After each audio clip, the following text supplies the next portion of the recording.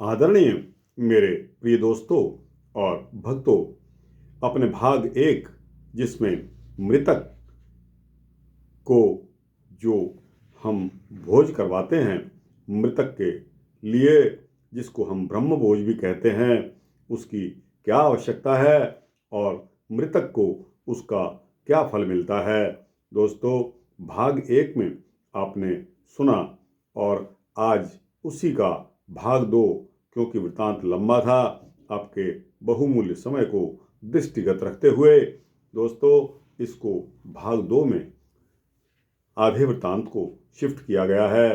तो दोस्तों, बाकी का आधा भाग आपके समक्ष आज प्रस्तुत कर रहा हूँ।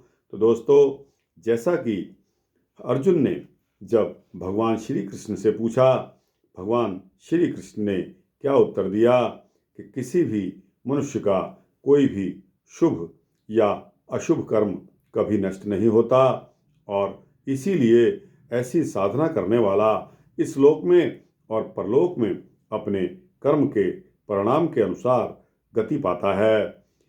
पार्थ नैवेह नामुत्र विनाशतस्यं विद्यते नाहि कल्याण कृत किश्चिदुर्गति तात गच्छति। दोस्तों, आगे चलकर अशुभ कार्यों के फलस्वरूप परलोक में दुर्गति होने का वर्णन भी स्पष्ट शब्दों में किया गया है।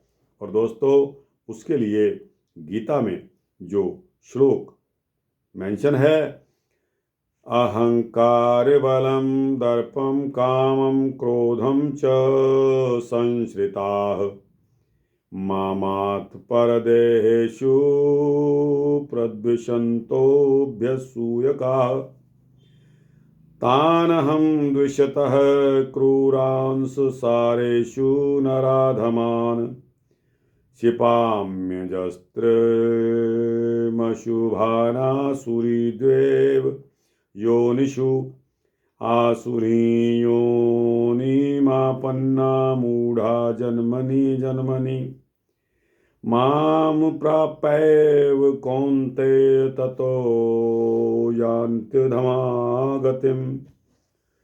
तो दोस्तों, इस श्लोक के मुताबिक इसका अर्थ यह है कि जो व्यक्ति अहंकार, बल, घमंड, लोभ और क्रोध आदि के वशीभूत होकर दूसरों से द्वेष करते हैं, उनकी निंदा की जाती है, वे पापी होते हैं। मैं उनको संसार में बार बार सूकर और कुकर की अधम योनियों में ही गिराता हूँ।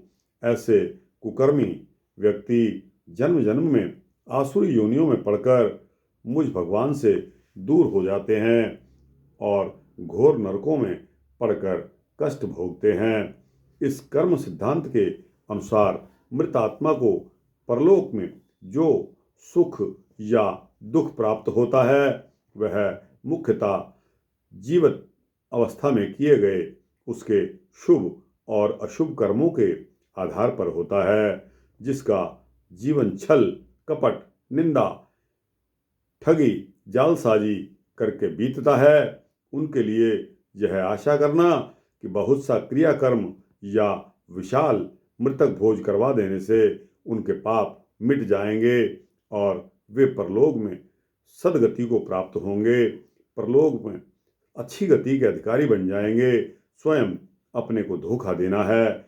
भगवान कृष्ण ने कहीं पर भी ऐसा नहीं कहा है कि भोजन भट्ट ब्राह्मणों या जात बिरादरी वालों को खूब लड्डू पूरी खिलाने से या मृतक के नाम पर नशेबाज पंडित पुरोहित को बहुत सा धन, अन्न, वस्त्र, गाय, सोना, चांदी या दान देने से उनको अच्छी गति मिल जाएगी। उन्होंने साफ साफ बतला दिया है कि जो अहंकार, ईर्ष्या, द्वेष के भावों से अन्य लोगों के साथ बुरा व्यवहार करेगा, उन्हें हानि पहुंचाएगा, उसे बार बार नीच स्थिति में ही जन्म लेना पड़ता है और अपने पापों का फल भोगना पड़ता है। इतना अवश्य संभव है कि यदि शुद्ध भाव से मृत्यु के अवसर पर और मरणोत्तर संस्कार के अवसर पर मृतात्मा के नाम पर कुछ लोक कल्याणकारी कार्यों के लिए निस्वार्थ भाव से दान दिया जाता है। राष्ट्र की प्रगति के लिए स्कूल, पुस्तकालय, उद्योग, कला, विद्यालय आदि की स्थापना की जाती है, या जो संस्थाएं इन कार्यों को सच्चाई के साथ कर रही हैं उनका सहयोग दिया जाए तो उससे मृत आत्मा को कुछ शांति प्राप्त हो सकती है और परलोक में उसके कष्ट और अभावों में कमी हो सकती है। अब तो अनेकों विचारशील व्यक्ति अपने पिता, पितामह, माता आदि की मृत्यु होने पर मृतक भोज करने के बजाय उसमें खर्च होने वाला समस्त धन किसी सार्वजनिक हित कार्य में खर्च कर देते हैं।